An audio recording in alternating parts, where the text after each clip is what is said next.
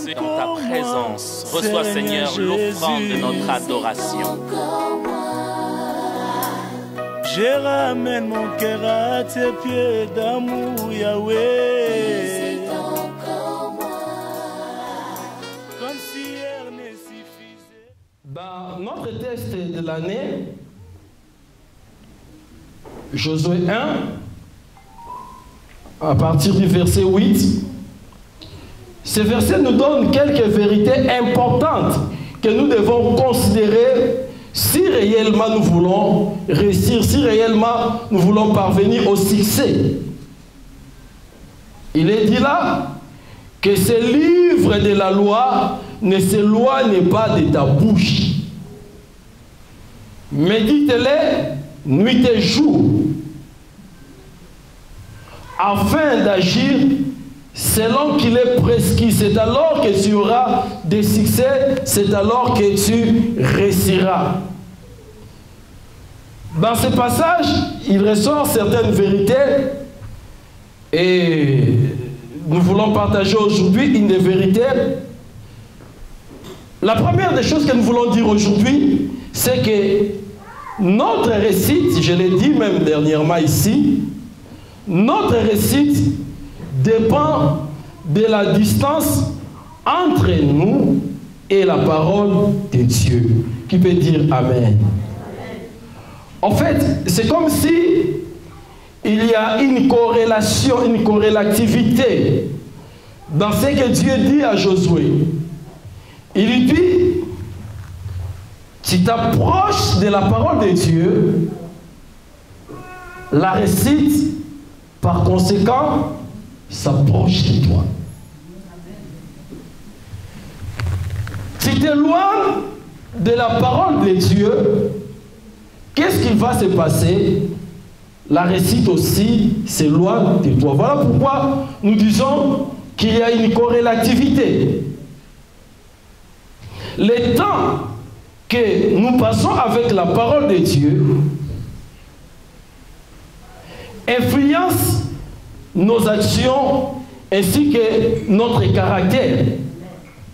La méditation de la parole de Dieu produit à nous la fidélité dans nos actions. Si nous voulons agir selon la volonté de Dieu, il y a lieu que nous prenons du temps et que nous restons longtemps sur la parole de Dieu. Dieu a dit à Josué, médite la loi afin d'agir fidèlement. Tu veux agir avec toute fidélité, tu veux répondre aux exigences de l'Éternel, il y a lieu que nous puissions considérer notre temps que nous passons avec la parole de Dieu. Comment est-ce que, ou combien de temps je prends avec la parole de Dieu? Suis-je loin de la parole de Dieu ou je suis attaché à la parole de Dieu? La parole de Dieu produit à nous la capacité de réaliser ce qu'on pense. Ça nous permet d'être en harmonie avec nos propos. C'est ce que nous appelons autrement l'intégrité. La parole de Dieu peut nous permettre à être intègre. En effet, nous pouvons définir l'intégrité comme le fait d'agir selon ses paroles. Je vais m'expliquer. Je me dis chrétien. Je me dis bon. Il ne suffit pas que je me dise chrétien ou que je dise que je suis bon pour que les gens arrivent à la conclusion que je suis bon. Mais l'intégrité, on dira que je suis intègre, comme la Bible le dit. Job était un homme intègre.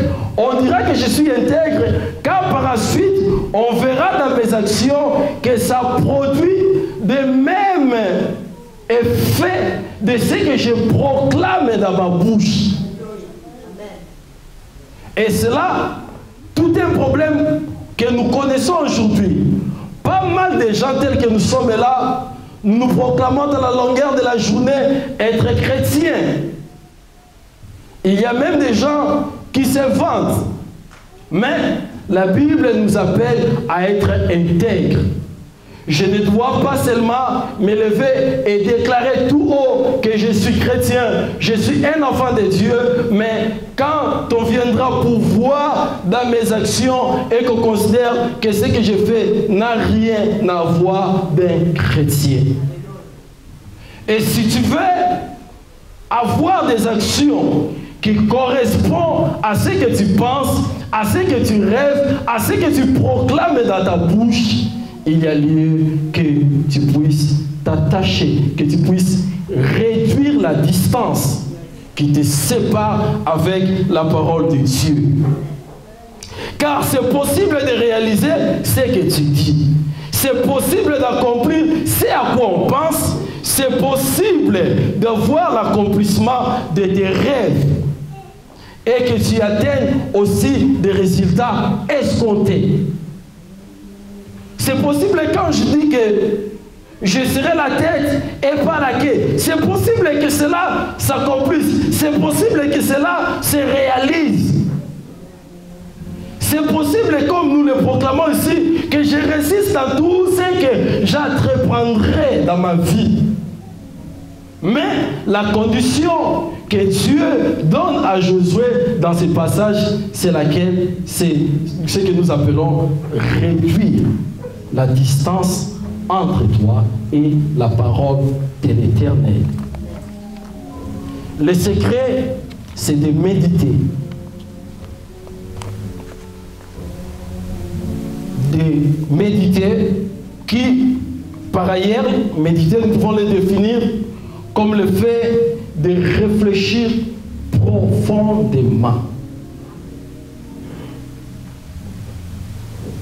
Alléluia. Proverbe 16, verset 20, nous dit: celui qui réfléchit sur les choses trouve le bonheur. Celui qui prend le temps à réfléchir sur des choses trouvera quoi? Le bonheur. La réflexion ou la méditation nous place sur l'orbite du bonheur.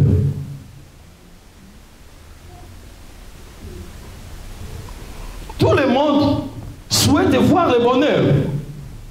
Et même Dieu, dans le fameux passage que la plupart d'entre nous connaissent, 3 Jean, verset 2, je souhaite que tu prospères à tous égards. Je souhaite que tu prospères à tous égards et que tu sois en bonne santé. Même Dieu souhaite notre bonheur. Mais c'est la raison pour laquelle qu'il nous donne les secrets. Et quel est ce secret? C'est de méditer. Ou quel est ce secret? C'est de savoir réfléchir. La faiblesse de l'Église aujourd'hui, ou des chrétiens, c'est le refus ou l'absence de la réflexion.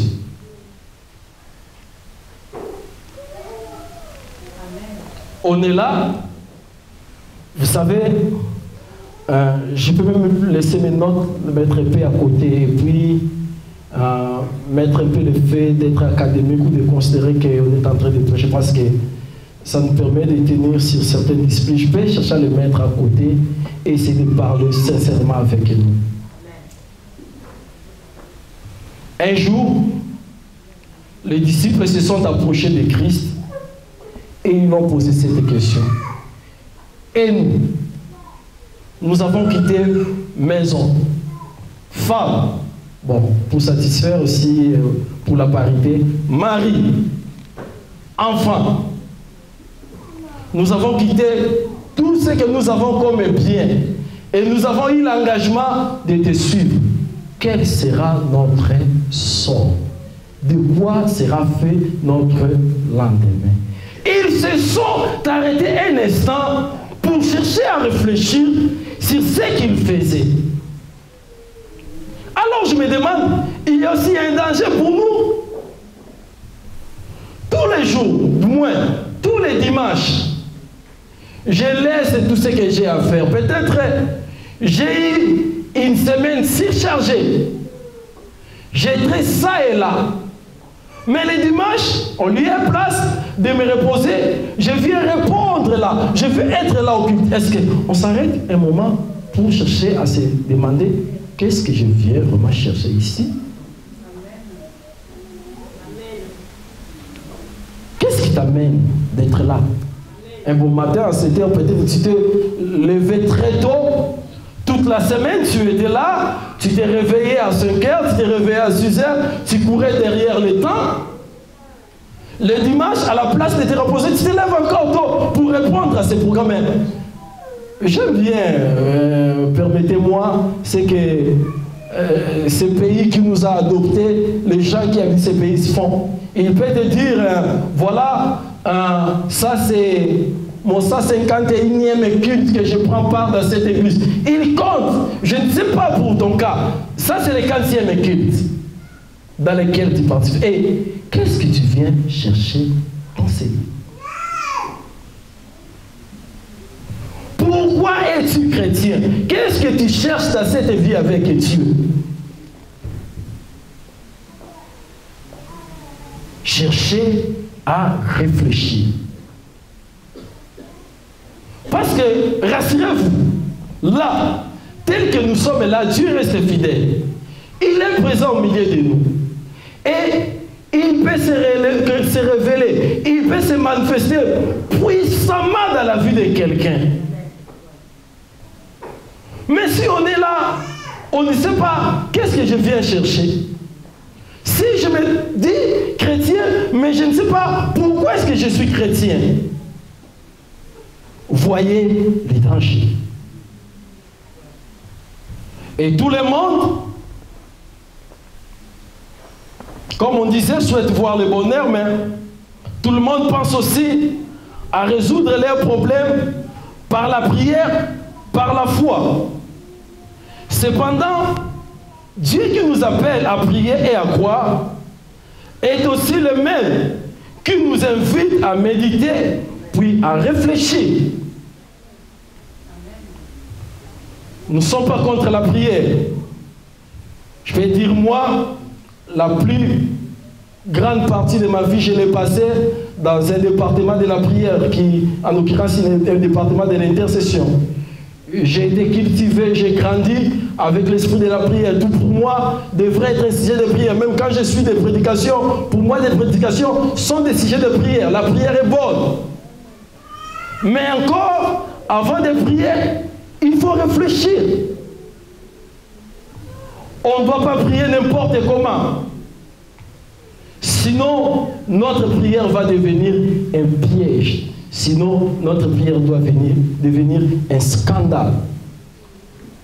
Combien n'attendons-nous pas de scandales aujourd'hui? Au nom de la Bible, au nom de la délivrance, au nom du salut. Le problème est où? Il faut réfléchir. La Bible nous parlant du fils prodigue, la Bible nous dit, étant entré à lui-même, il a vu sa situation n'était pas normale, il s'est arrêté et il est entré à lui-même. Il a pris du temps pour réfléchir. Car Dieu nous a donné le Saint-Esprit. Oui, mais il nous a donné aussi de l'intelligence. Et notre prière ne peut être efficace et productive que si nous ajoutons de la réflexion. Réfléchir ou méditer profondément. Réduire l'écart qu'il y a entre moi et la parole de Dieu. Je vais poser une question, je n'ai pas besoin de la réponse, parce que je ne choisirai personne. Cette semaine, tu as médité la Bible combien de fois? Ou quel est le verset que tu as retenu cette semaine pendant que tu méditais? Si je pose cette question, Je ne sais pas combien de gens seront en mesure de me répondre. Mais la Bible nous dit ici, tu veux parvenir au succès, tu veux parvenir à la réussite, réduis la distance qu'il y a entre toi et la parole de Dieu. En fait, la parole de Dieu, la Bible dit, elle est puissante, elle est efficace.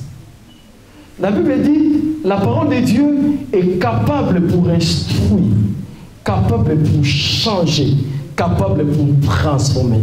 La Bible dit de la parole de Dieu, elle est capable d'appeler à l'existence des choses qui n'existent pas, et cela existe. La Bible dit de la parole de Dieu, même dans les néants, quand il n'y avait rien, quand le monde était dans le chaos, quand il n'y avait rien dans les surfaces des eaux, qu'est-ce que Dieu a fait au préalable? Il a d'abord parlé. La parole de Dieu et la Bible en particulier, en fait la parole de Dieu et la Bible, elle est riche. C'est un livre qui en effet rassemble plusieurs livres qui ont été écrits depuis le temps. Mais ce qui est étrange, dans la Bible ou dans la parole de Dieu, il y a presque tout. Pourquoi je dis même presque? Je prends le kilo de dire qu'il y a tout. La Bible peut t'instruire comment est-ce que tu peux utiliser tes yeux. La Bible peut t'instruire comment est-ce que tu peux utiliser tes pieds. La Bible parle de comment est-ce que tu peux utiliser ta bouche. La Bible nous enseigne de tout.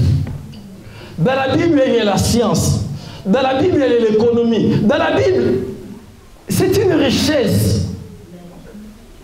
Dans la Bible, si je vais même plus loin, il y a même ce qui est écrit sur ton sujet.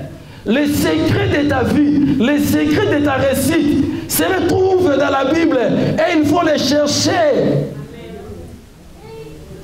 Si j'étais la femme, je dirais, comme le laboureur et ses enfants, travaillez, cherchez. Il y a un trésor qui est caché dedans.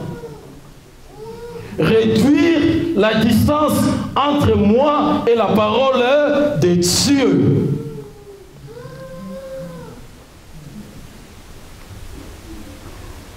Je peux prendre l'exemple d'un homme dans la Bible. Son nom c'était Achitophel. Pour les autres, Achitophel. Il était conseiller à David, le roi.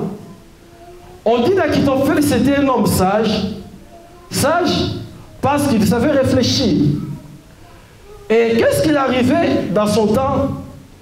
Quand un homme se retrouvait dans des problèmes et qu'il prenait la décision d'aller chercher Dieu, prenons, je ne sais pas quel genre de problème je peux évoquer, mais qui l'amenait de faire ses bagages, d'aller chercher, entrer en retraite ou monter dans une montagne pour chercher la face du Seigneur, en fait pour aller prier. Si cet homme-là rencontrait Achitophel sur son chemin et qu'il suivait les conseils de cet homme-là, la Bible dit de cet homme, il n'avait plus besoin d'aller chercher Dieu. Pourquoi? Parce qu'il a rencontré Achitophel. Et qu'est-ce qui était Achitophel? Quelle était sa particularité? C'était un homme qui réfléchissait. Nous voyons les centeniers romains. Les gens, pour voir Christ, des fois, ils se donnaient beaucoup de peine. Ils devraient aller chercher le Seigneur. Il fallait faire des distances. Il fallait dépenser beaucoup d'énergie.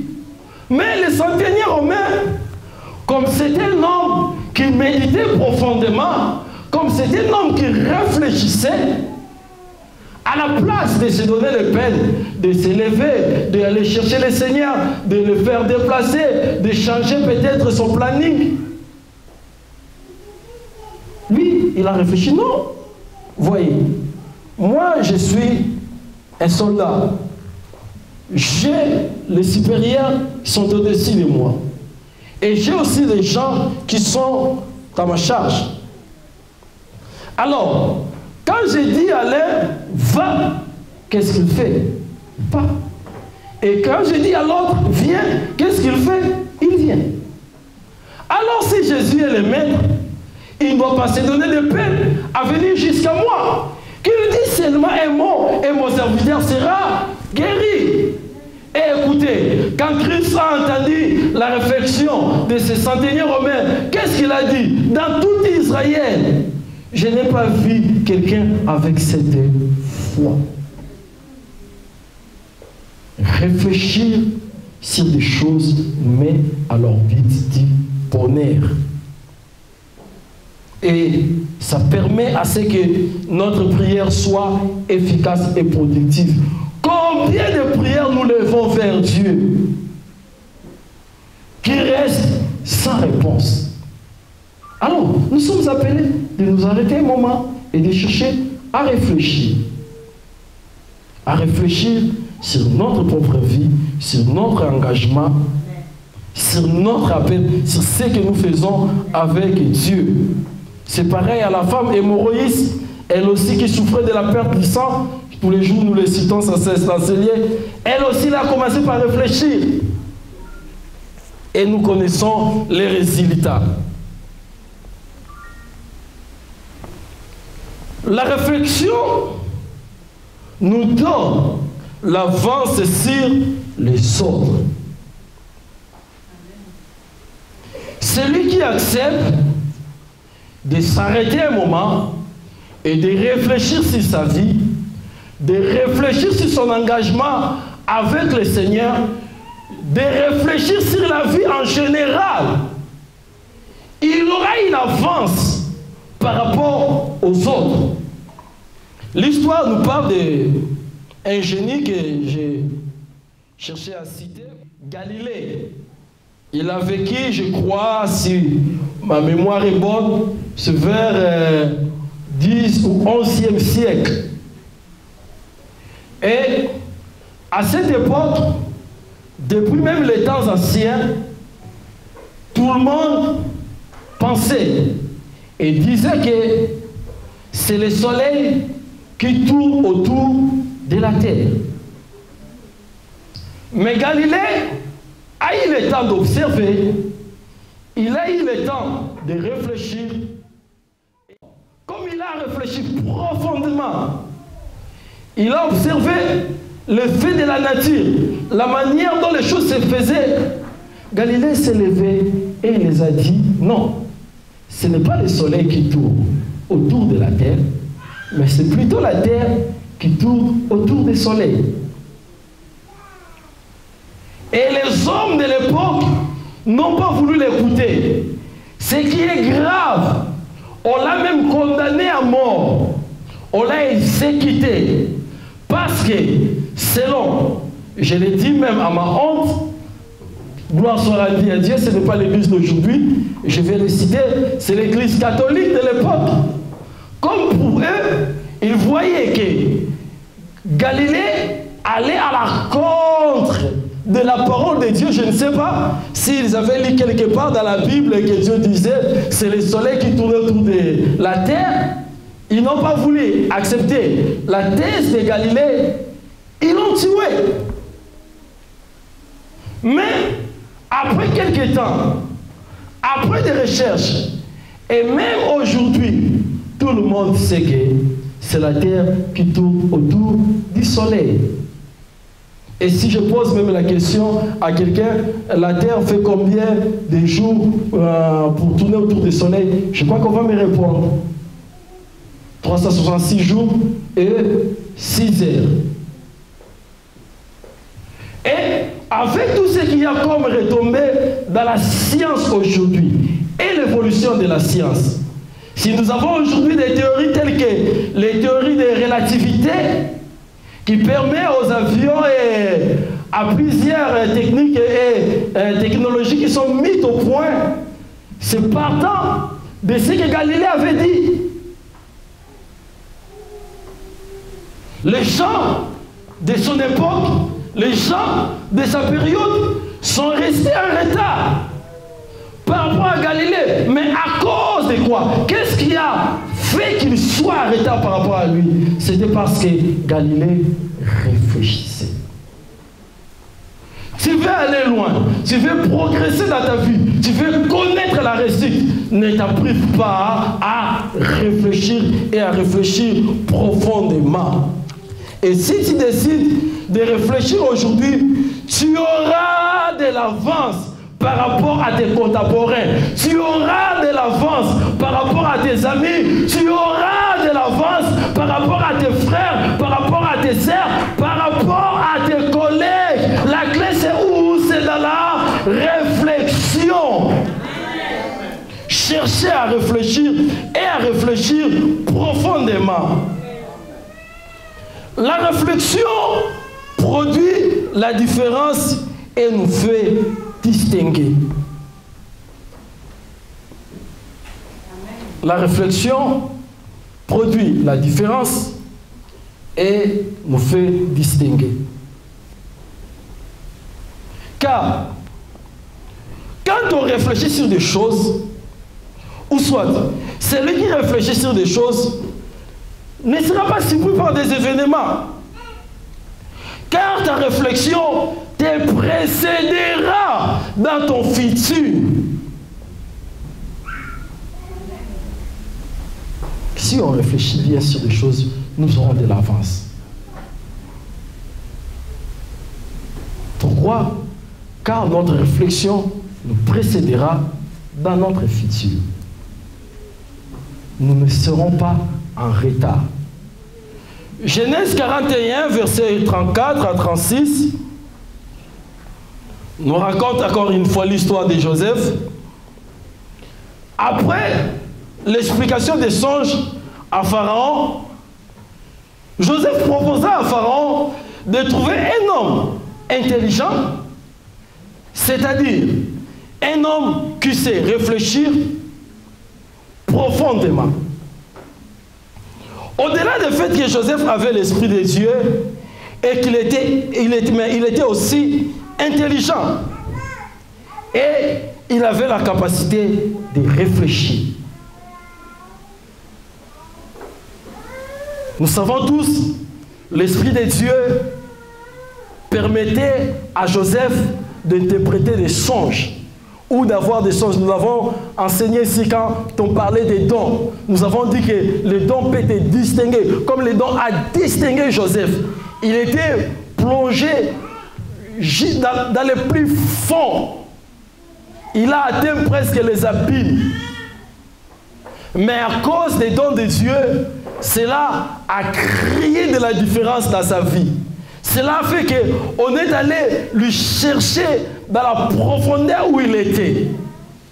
À cause des dons de Dieu, à cause de l'Esprit de Dieu. Mais ces dons qu'avait Joseph n'allaient servir de rien s'il s'était resté qu'au niveau de l'interprétation des songes.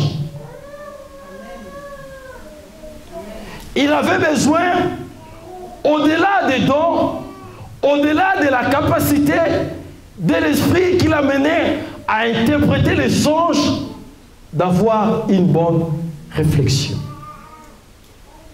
d'avoir un peu de l'intelligence. Écoutez ce qu'il a proposé à Pharaon. Après lui avoir dit, oui, voilà, il y aura cette année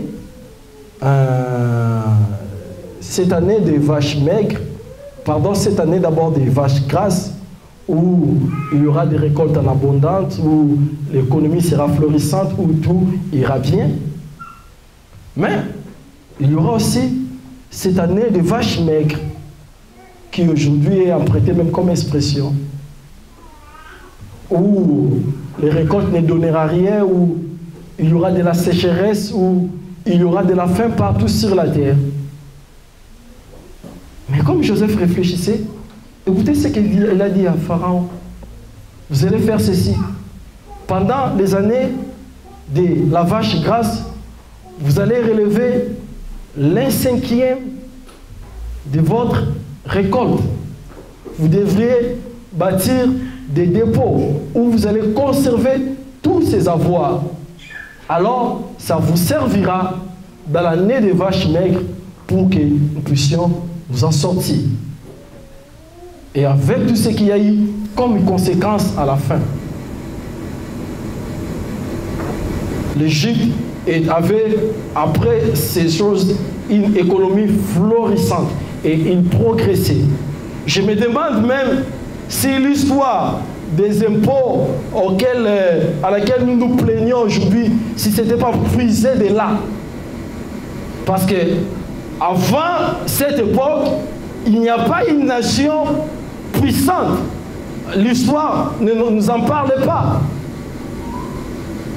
Les nations ont commencé à devenir puissantes quand ils ont pris en compte l'histoire de prélever des impôts sur les richesses, d'essayer d'épargner, de mettre un peu à côté ce qu'ils gagnent pendant la période de vaches grasses. Et cela vient d'où? Vient de la réflexion. Car si tu réfléchis bien, tu auras de l'avance et ta réflexion te précédera dans ton futur. Tu ne seras pas surpris par des événements.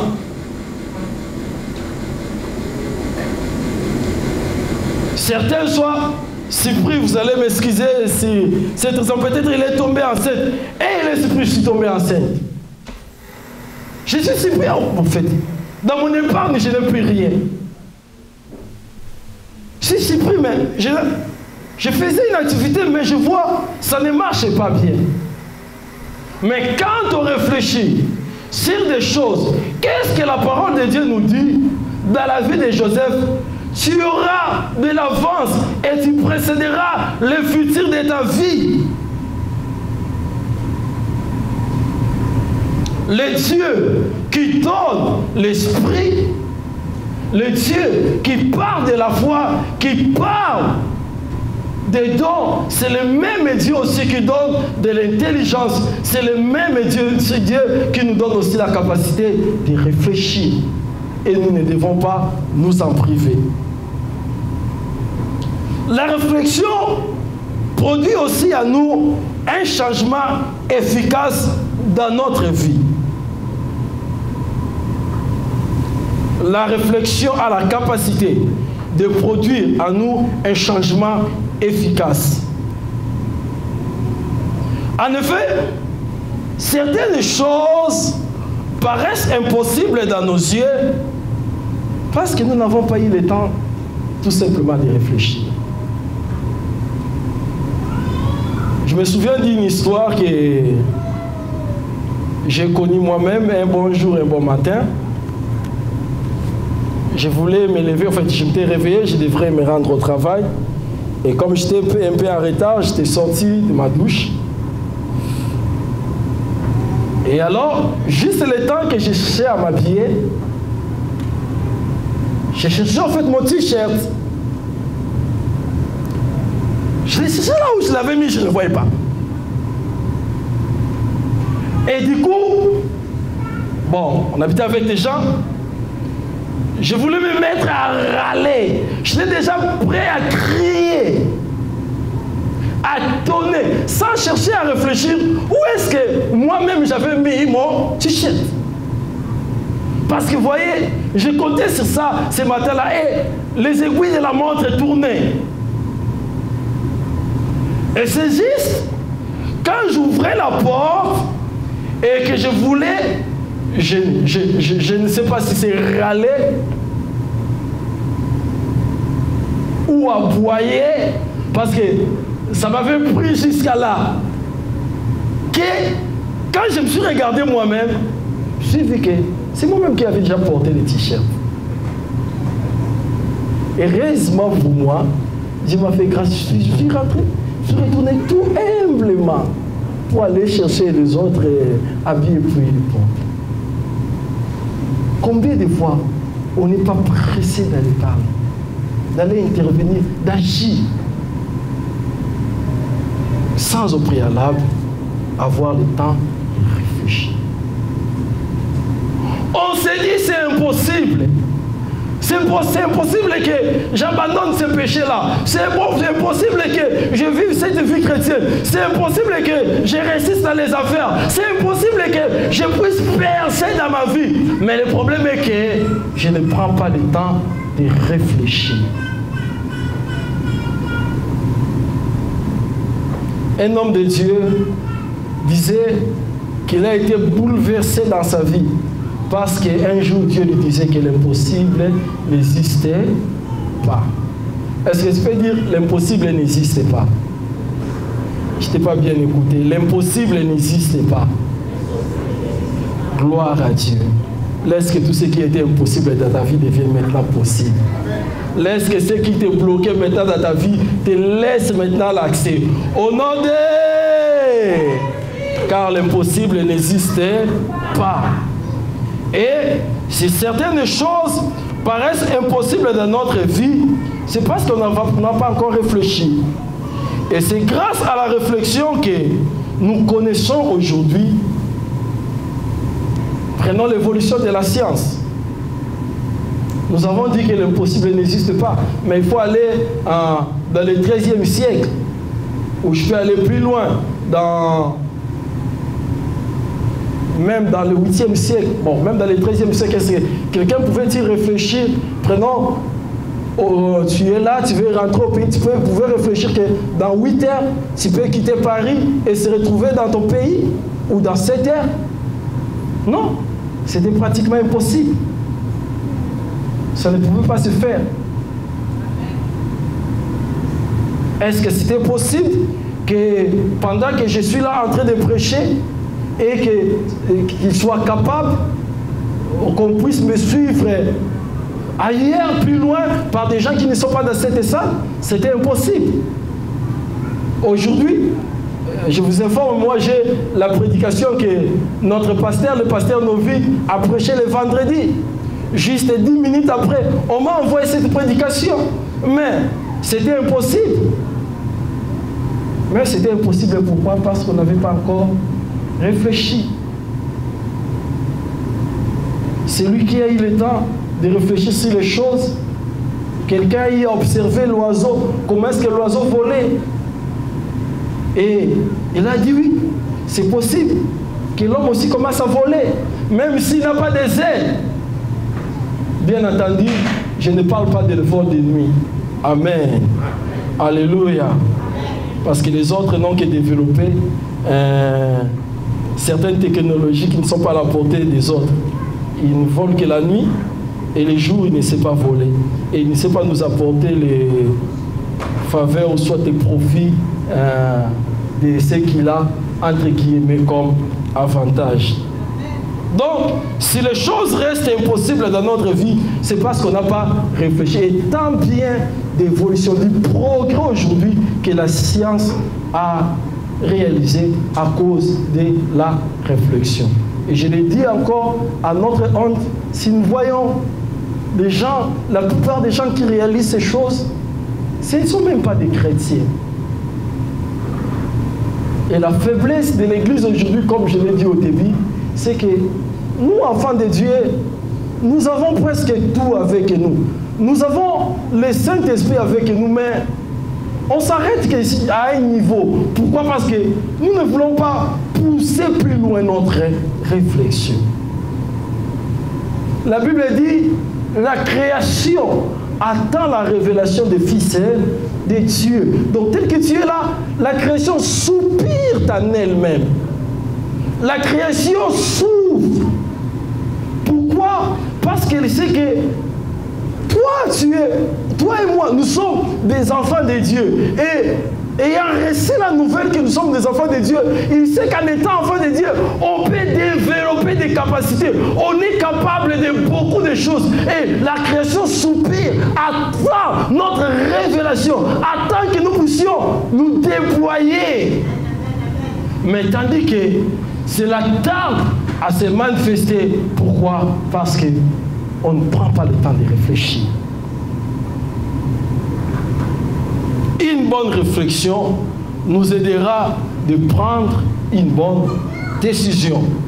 Car il est bon de réfléchir, mais il faut passer de la réflexion à la décision. Car la décision de notre réflexion peut apporter une réalisation positive dans notre vie. S'il est important pour réussir d'avoir le temps de méditation, ça veut dire de réfléchir profondément. Par contre, on ne doit pas s'arrêter qu'au niveau de la réflexion, il faudrait, après notre réflexion, que nous puissions passer à la décision, de décider consécutivement à notre décision, à notre réflexion, pardon. Nous avons dit, le futur dépend, où nous allons rester dans notre futur si nous réfléchissons aujourd'hui, ou soit nous allons précéder notre lendemain si on réfléchit aujourd'hui. Mais notre futur aussi dépend des décisions que nous prenons aujourd'hui. Nous passons dans notre deuxième point, nous voulons parler, c'est la décision. Notre futur dépendra de la décision que nous prenons aujourd'hui. Ou ton futur dépend de la décision que tu prends aujourd'hui. Ce que tu décides aujourd'hui détermine ce que tu seras demain. Ta décision, en effet, est la prophétie de ton avenir.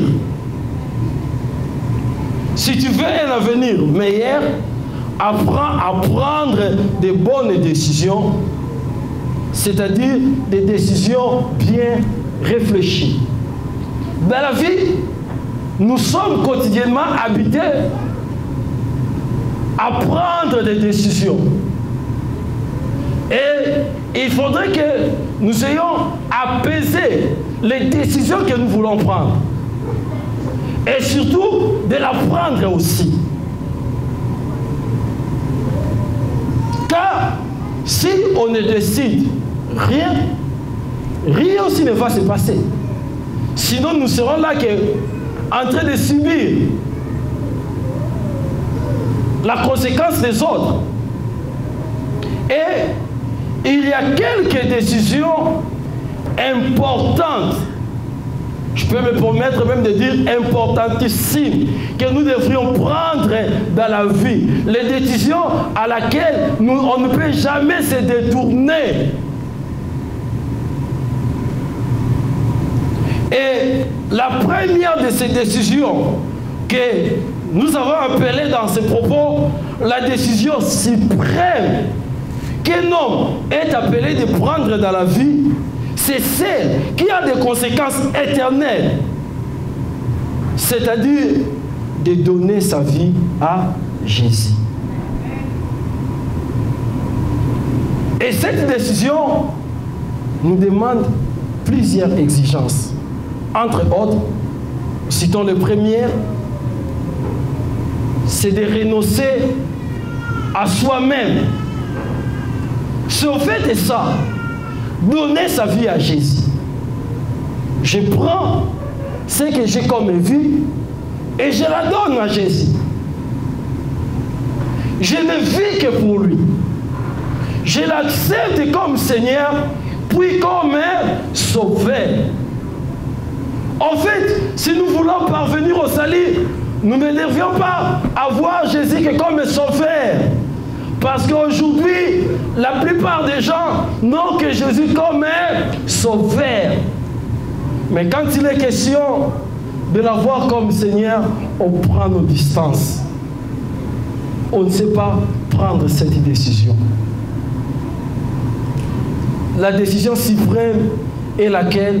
C'est celle de recevoir Jésus-Christ dans sa vie, de renoncer à soi-même. Il y a un danger aujourd'hui, je vais revenir sur ça à la fin. La plupart d'entre nous, on se retrouve plus à l'église aujourd'hui parce que c'est devenu comme une mode. C'est ainsi, on peut voir quelqu'un, dimanche, il est à l'église, toute la semaine, il disparaît comme la ligne. Pour apparaître ou réapparaître encore le dimanche prochain. Et pendant la semaine, il sait qu'est-ce qu'il fait. Mais ça, c'est dit à quoi? C'est parce qu'on n'a pas vraiment donné sa vie à Jésus. On est comme ce que la Bible appelle des ramassis. Vous savez l'histoire des enfants d'Israël, le temps me fait défaut, je dois aller vite. Quand ils ont sorti de l'Égypte, la Bible raconte qu'il y avait au milieu des Hébreux ou des enfants d'Israël certaines personnes qui faisaient partie des enfants d'Israël, mais qui avaient tanné la mentalité des Égyptiens. Je ne sais pas s'ils étaient nés de pères ou de pères égyptiens, de mères juifs, ou de mères juifs, de pères égyptiens. Alors, qu'est-ce qui s'est produit? Pendant la traversée du désert, il y a des gens comme Dathan, Abiram, Corée. Ce sont eux qui soulevaient le peuple contre Moïse. Ce sont eux qui étaient toujours là à inciter le peuple jusqu'à monter une délégation pour leur dire: constitutionnons une délégation et retournons en Égypte. Ils étaient dans l'assemblée des Israélites, mais ils n'avaient rien à faire. Ils n'avaient rien à commun entre eux et les Israélites. Entre les dieux des Israélites et leur vie. Ils gardaient encore leur vie. Ils avaient encore les soucis, les désirs de l'Égypte. Et ils cherchaient en tout moment à rentrer, à retourner en Égypte. Et aujourd'hui, c'est aussi le cas pour la plupart des gens d'entre eux. Et si tu peux écouter la voix de l'Éternel, si tu peux l'attendre aujourd'hui, la décision la plus importante de prendre dans la vie, c'est celui de recevoir Jésus-Christ qui, dans son premier point, est de renoncer à sa propre vie, de le donner à Jésus. Nous avons parlé de la réflexion. Je me dis chrétien, mais on n'a qu'à voir comment est-ce que je me comporte, comment est-ce que je me conduis. Deuxième point dans cette décision, c'est de considérer tes intérêts comme de la boue, juste pour Jésus.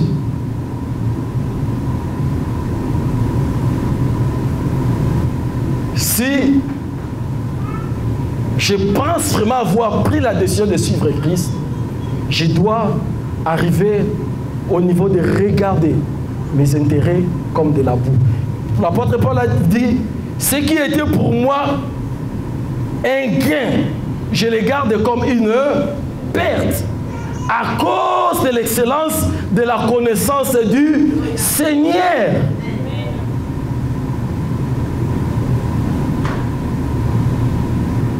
Pourquoi on court encore derrière nos intérêts? Je vais bien le dire. Pourquoi tu cours encore derrière tes intérêts, même au détriment de ta vie chrétienne?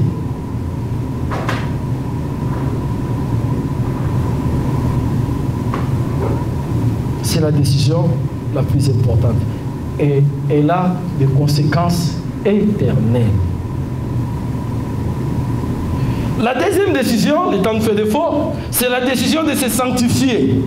La Bible nous parle dans Daniel 1 de Daniel et de ses compagnons. La Bible dit: ils ont pris la résolution, ils se sont résolus de se sanctifier. Ils étaient déportés en captivité. Et là, on les a imposé des mets, des repas qu'ils devraient prendre tous les jours. Ces repas-là, on l'offrait dans des divinités babyloniennes avant de l'offrir à la table. Mais c'était quand même de la fraîche viande. C'était quand même du bon vin. Et ils ont pris la résolution de se sanctifier. Et ils ont dit: ne toucherons pas à ça. La décision de se sanctifier. Pire pour le Seigneur, propre pour Dieu, en sorte que je n'ai pas de problème pour que ces mains propres ne souffrent pas à me toucher. La conséquence c'était laquelle? Quand ils ont pris la décision de se sanctifier, la Bible nous dit, après quelques temps, quand on est venu les voir, on a retrouvé qu'ils étaient devenus 10 fois plus intelligents que les magiciens, que les astrologues, que tout ce qui était en Babylone.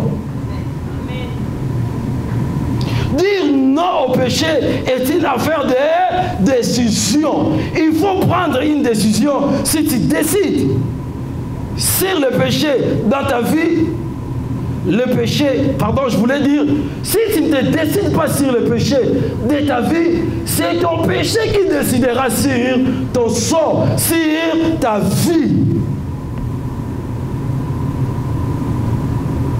Être capable de dire non à cet homme que tu sais qu'il appartient à autrui, qu'il n'est pas mon nom. La décision de se sanctifier. De Timothée 2, 20, la Bible nous parle que dans une maison, il y a plusieurs types de vases. Il y a des vases qui sont réservés à des usages vils, mais il y a aussi des vases qui sont réservés à des usages précieux. Et la Bible ajoute, si tu te conserves pur, si tu te sanctifies, tu seras une vase de valeur, prêt à être utilisé pour Dieu. En effet, Dieu cherche déjà à utiliser. Tel que nous sommes dans ce pays, tel que nous sommes dans cette église, Dieu a des grâces, Dieu a des faveurs, Dieu a des choses qu'il a prévues, qu'il a préparées pour faire avec quelqu'un. Mais qu'est-ce qu'il attend? Il attend qu'une seule chose, que nous puissions nous sanctifier. Il est dit, si nous sommes des vases purs, nous serons prêts pour des usages utiles, des usages précieux. C'est comme on dirait, on ne te donnera pas un travail de manœuvre, mais tu seras quelqu'un d'important, quelqu'un de précieux. Nous avons vu dans la vie des gens qui ont pris la décision de se sanctifier. Je parle de certains serviteurs de Dieu. Et aujourd'hui, nous autres, nous avons vu dans l'air débit, ils n'étaient rien. Mais aujourd'hui, quand on les regarde, on voit qu'il y a une grande différence dans leur vie. Mais pourquoi? C'est parce qu'ils ont pris la décision de se sanctifier. Comme ce fut le cas de Daniel. Nous pouvons citer aussi le cas de Joseph. Il a refusé de coucher avec la femme de Potiphar. Serait le jeune homme de cette époque-ci, ta patronne te propose de sortir avec elle. Oh, qu'elle passe en or. Comme ceux qui aiment le football l'appellent, c'est un caviar. Mais ce n'était pas le cas.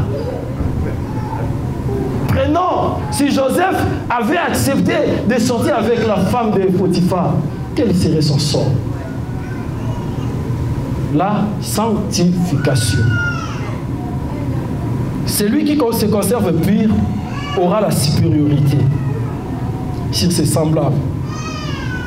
Mais aussi sur les diables. Et le diable n'aura pas la même mise sur ses projets, sur le projet de sa vie, sur ton entreprise. La Bible dit, celui qui se conserve pur est de Dieu, et le malin ne le touche pas. Je dois courir.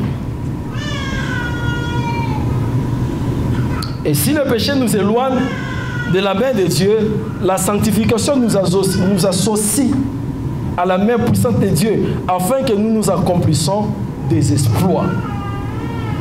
La sanctification est un ordre que Dieu nous donne. Il nous donne à nous, ses enfants. Voilà pourquoi c'est l'une des décisions importantes que nous devrions prendre vis-à-vis de Dieu et vis-à-vis de nos propres vies. Et c'est alors que nous aurons la victoire sur le péché. La plupart d'entre nous, si nous sommes aussi faibles, nous tombons toujours dans le péché, c'est parce que on ne s'est pas associé avec Dieu. Je reviens sur la décision de recevoir Christ comme Seigneur et comme Sauveur. De renoncer à soi-même, de renoncer à ses intérêts, de ne pas être comme ces jeunes hommes riches. Il est venu auprès du Seigneur. Il lui a dit oui, voilà, la loi, je l'observe depuis que j'étais un enfant. Je mets tout en pratique. Mais quand on lui a dit, va, vends tout ce que tu as, donne-le aux pauvres, il est devenu triste en lui-même. Et il est retourné parce qu'il était dur pour lui de renoncer à ses intérêts. C'est la chose qui a poussé même Christ à dire qu'il est difficile pour un riche de rentrer dans le royaume de Dieu qu'un chameau de passer entre les tours de l'aiguille. Renoncer à sa propre vie.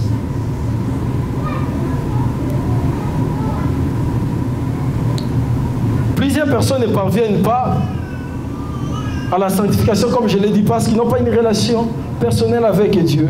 Mais quand nous parvenons à la sanctification, nous serons dans le partenariat avec Dieu. Dieu nous accompagnera dans notre entreprise, dans ce que nous faisons. Dieu sera notre partenaire. Dieu sera notre associé. Dieu sera l'actionnaire principal de notre vie. Et comme lui n'échoue pas, toutes les entreprises pourraient échouer, mais la nôtre n'échouera pas. Pourquoi? Parce que Dieu est l'actionnaire principal. Et dans notre troisième point, nous disons la décision, si nous voulons parvenir à la réussite, nous devions prendre la décision de faire ce que Dieu nous demande de faire. Jean 2,5 nous dit, faites ce qu'il vous dira.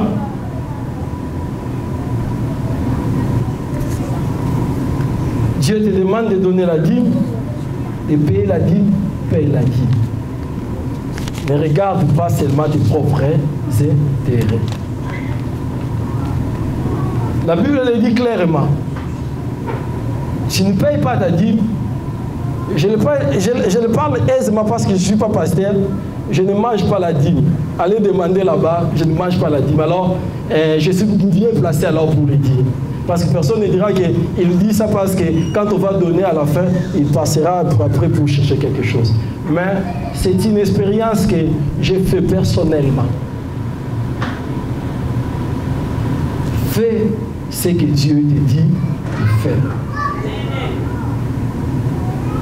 Si Dieu dit, paye ta dîme, paye ta dîme. Et vous savez, si je vais parler dans ce point, si tu es vraiment enfant de Dieu, Dieu aura toujours des choses à te demander. J'irai même plus loin, à t'exiger. Parce qu'on ne demande rien à l'enfant des voisins. On ne dit rien à l'enfant d'autrui. Si tu es l'enfant de Dieu, c'est même un défi que je te lance, il y aura toujours des choses que Dieu va commencer à te demander. Je te pose cette question, qu'est-ce que toi, Dieu te demande dans ta vie? Alors, si tu as quelque chose que Dieu te demande, si tu veux parvenir à la réussite, faites ce que Dieu te demande à faire. Si c'est la dîme, comme je l'ai dit là, paye ta dîme. On reviendra sur la dîme plus tard. La Bible nous parle de l'histoire de la pêche miraculeuse. Le pasteur en a parlé ici. Ils ont dit qu'ils ont pêché toute la nuit. La Bible va plus loin, nous relate même, ils arrivaient à quel point les pêcheurs sont des hommes bizarres, même s'ils étaient avec Christ. À un moment, je pense que la nuit, comme ils cherchaient à attraper des poissons, ils n'arrivaient pas à attraper des poissons. Je ne sais pas si Pierre développait quelle mentalité. Il s'est dit peut-être comme j'étais habillé, et c'est alors je n'attrape pas les poissons. Il s'est déshabillé, il est resté complètement nuit. En sorte que quand le Seigneur est venu le matin le voir, il a trouvé que Pierre n'avait pas déshabillé avec lui. Donc ça veut dire qu'il a utilisé tout ce qu'il avait comme stratégie. La Bible dans Psaume 107 nous parle des gens qui étaient dans la mer. Ils ont dit toute leur habilité était réduite à néant. Ils ont travaillé toute la nuit sans rien attraper. Mais le matin, dans le même lieu où ils ont travaillé, sans rien attraper. Quand le Seigneur les a dit, jetez votre filet à droite, ils ont jeté.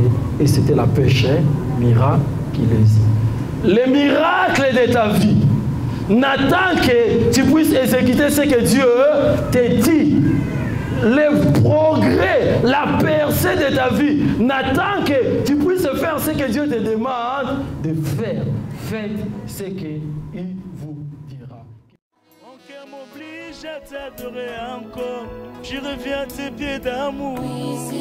Abba Père, je repose auprès de toi. Oh Jésus, c'est toi ma ressource. Ma